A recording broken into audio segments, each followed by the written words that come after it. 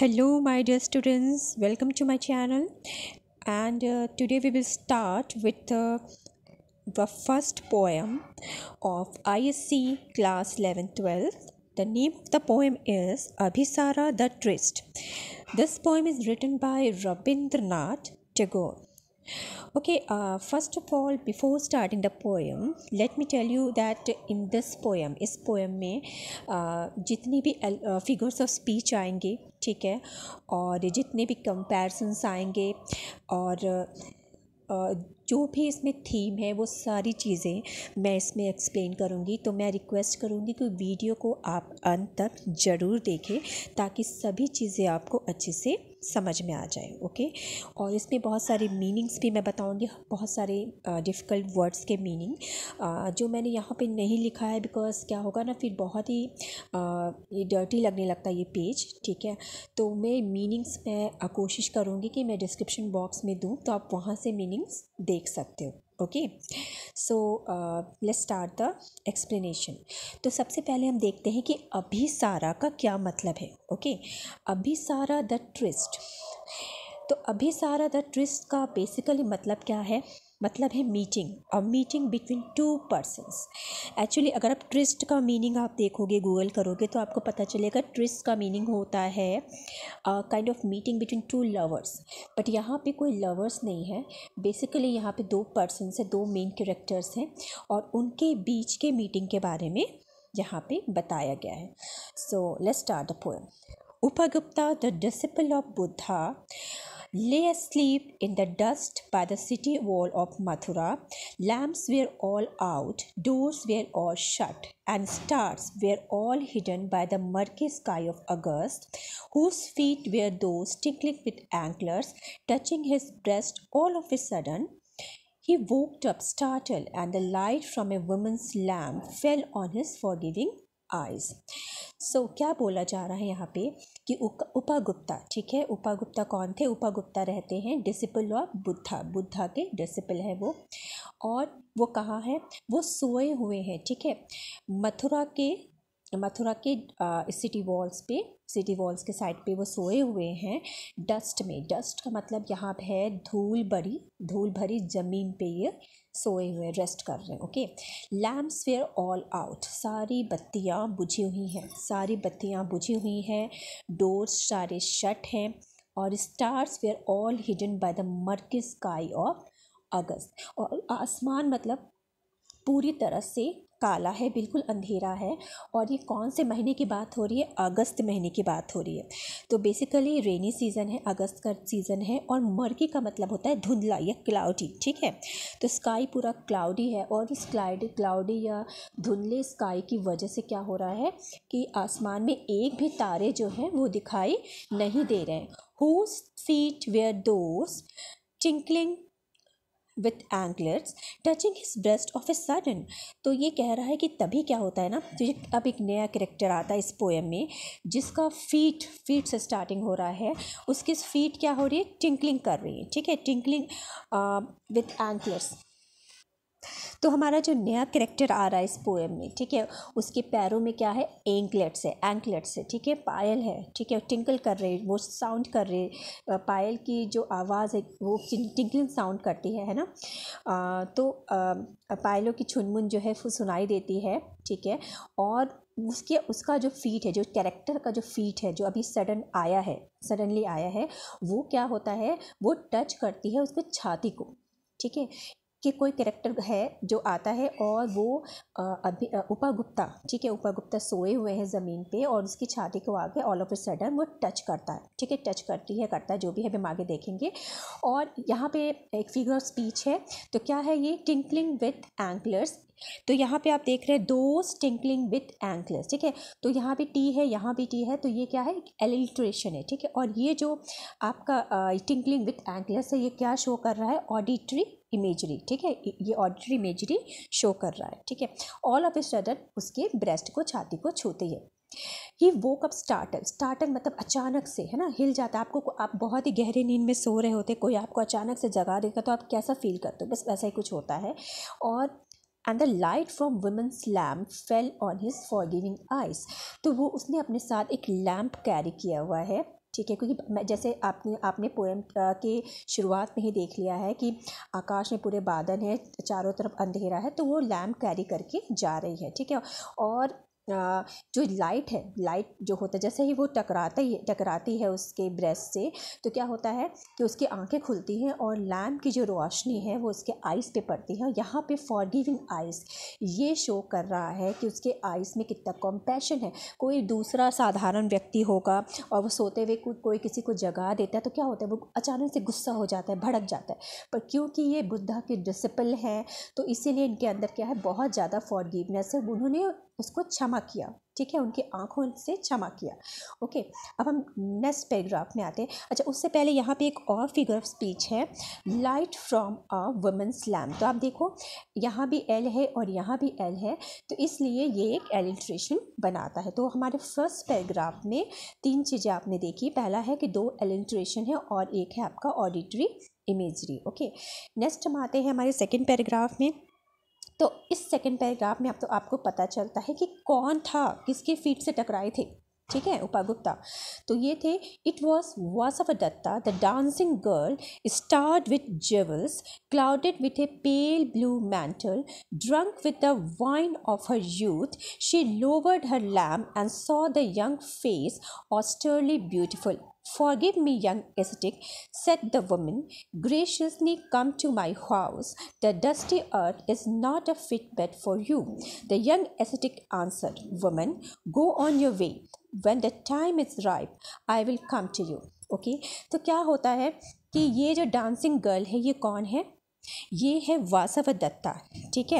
ये जो लड़की है, उसका नाम है वासवदत्ता। स्टार्ड विद ज्वेल्स, वो ऊपर से नीचे तक वो गहनों से लदी हुई है। ओके, और clouded with pale blue mantle. Clouded with pale blue mantle, first of all mantle का मतलब क्या होता है? मैंटल मतलब हो गया आपका क्लोक या गाउन, ठीक है, जो आप समझ सको, वो मैंटल है। उसने पेल ब्लू कलर का मैंटल यानी गाउन पहना हुआ है। Drunk with the wine of her youth, ये बहुत इंपॉर्टेंट जो लाइन है।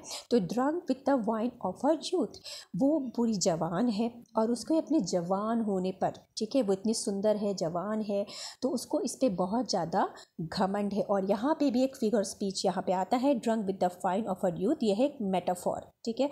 और ये मेटाफॉर क्या शो कर रहा है? उसके प्राइड को दिखा रहा है, ठीक है, उसके घमंड को दिखा रहा है, ठीक है।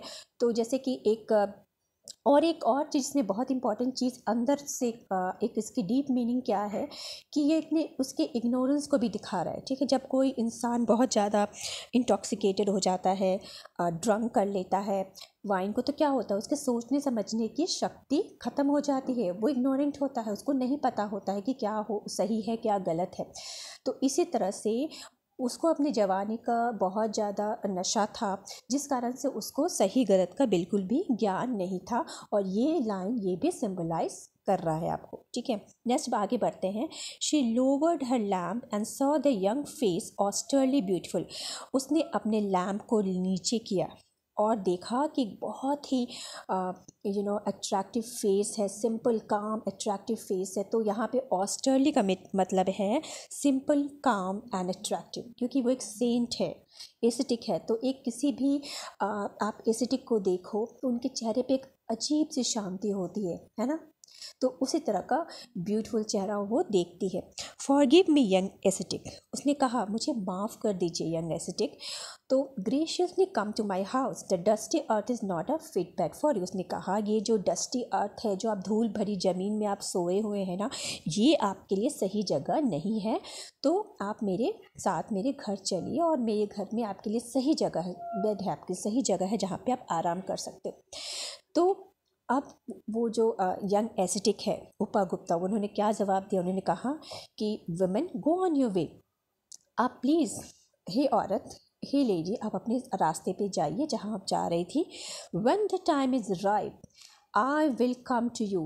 अभी ये बता रहे हैं कि जब समय आएगा, सही समय आएगा, मैं आपके पास ज़रूर आऊँगा। अब यहाँ पे एक बहुत इंपॉर्टेंट चीज़ है, जो यहाँ पे ये दिखा रहा है कि उनमें कितना ज़्यादा उपागुप्ता में फोरसाइट है।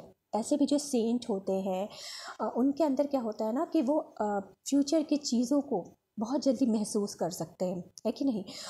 और ये जो हमारी वासवदत्ता है उसको नहीं पता है कि फ्यूचर में क्या होने वाला है, पर शायद उपगुप्ता को कुछ आभास था, तो उन्होंने कहा ये कि जब समय आएगा, सही समय आएगा, तो मैं आपके घर ज़रूर आऊँगा। ठीक है, तो अब उसके बाद क्या होता है देखते हैं। तो suddenly the black night showed it teeth in A flash of lightning. अब यहाँ पे क्या है, पर्सोनिफिकेशन है। ठीक है, जब किसी भी नॉन लिविंग थिंग को हम पर्सन की तरह ट्रीट करते हैं, उसके बारे में पर्सन की तरह बात करते हैं ना, क्योंकि स्काई का तो या हमारा जो है नाइट का तो टीथ नहीं होगा ना, तो यहाँ पे टीथ क्योंकि पर्सन के लिए यूज़ किया जाता है, हमने यहाँ पे नाइट के लिए यूज़ किया गया है, तो ये है पर्सोनिफिकेशन। तो ये पर्सोनिफिकेशन यहाँ पे शो किया गया है।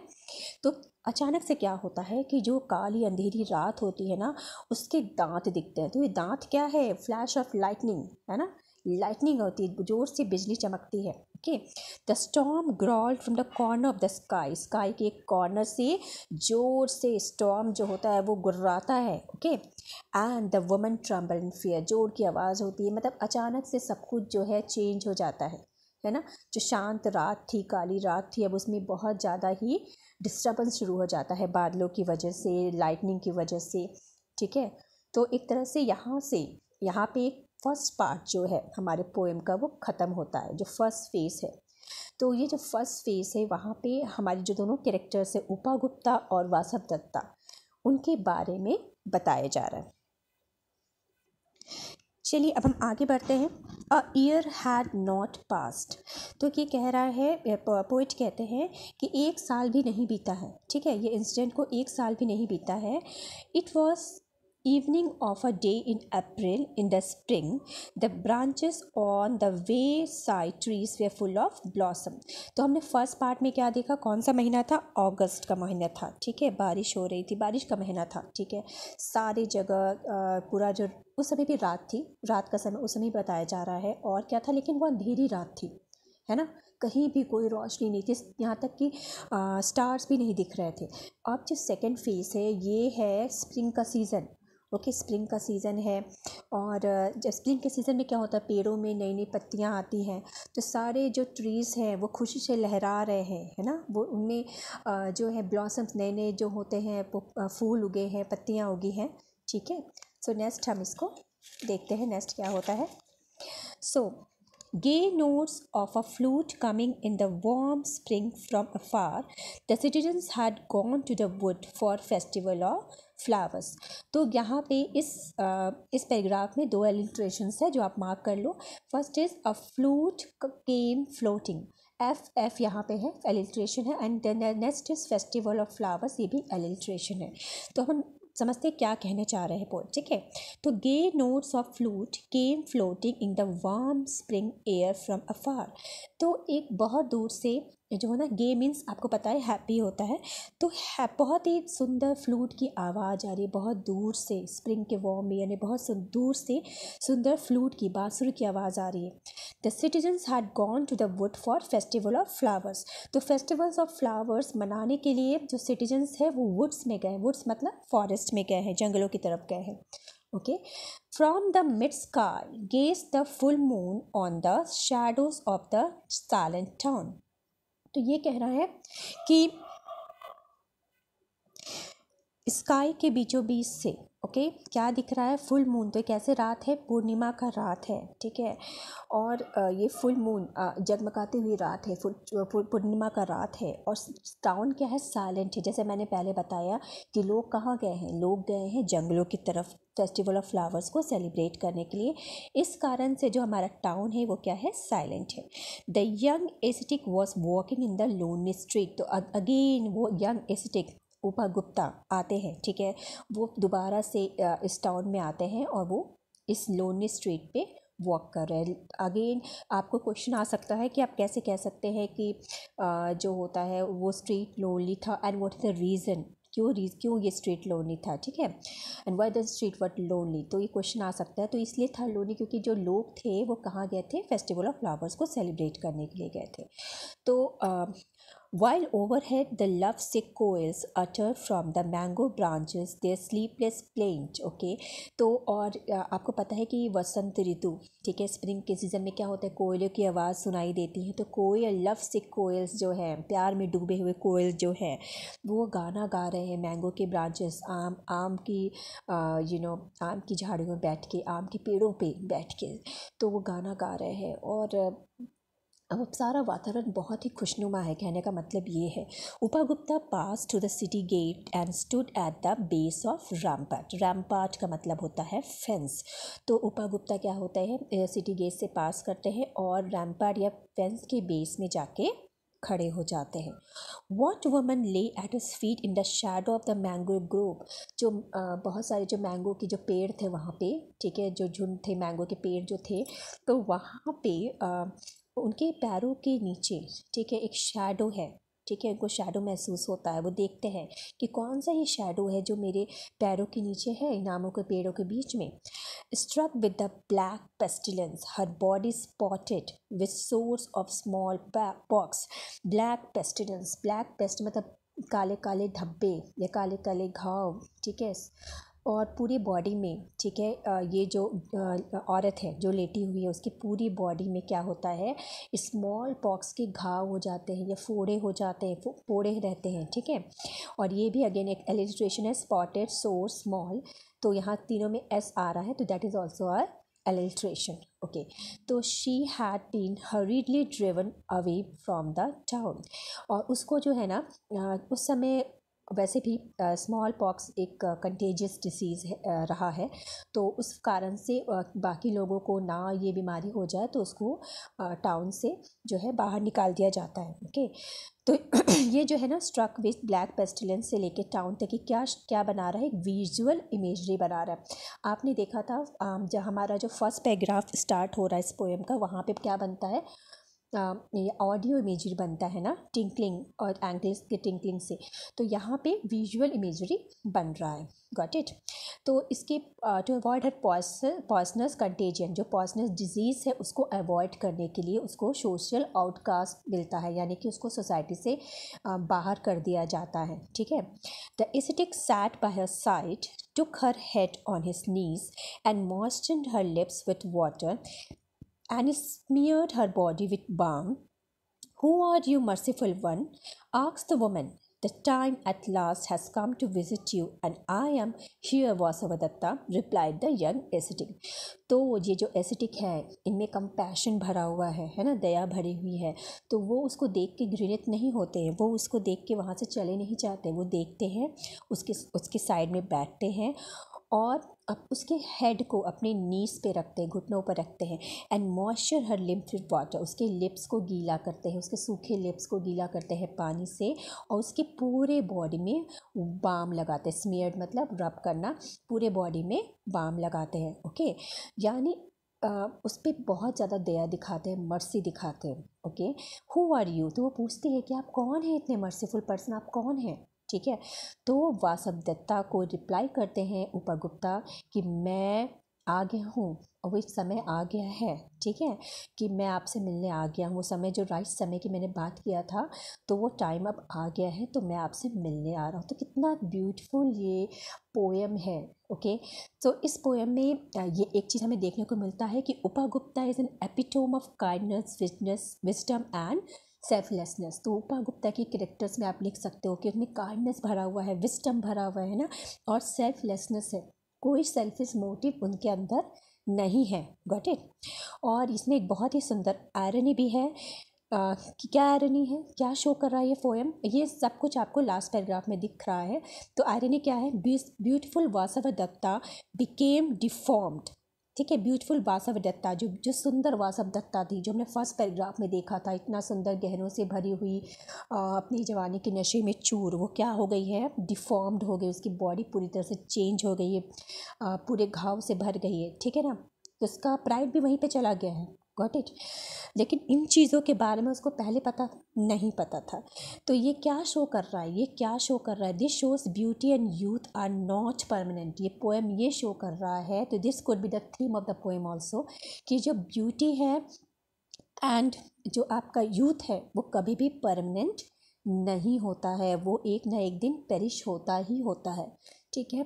और अगर आपको मेरा ये एक्सप्लेनेशन अच्छा लगा हो बच्चों, तो प्लीज़ मेरे चैनल को सब्सक्राइब कीजिएगा ताकि मैं मोटिवेट होकर और भी अच्छे से वीडियोस आपके लिए बना सकूं।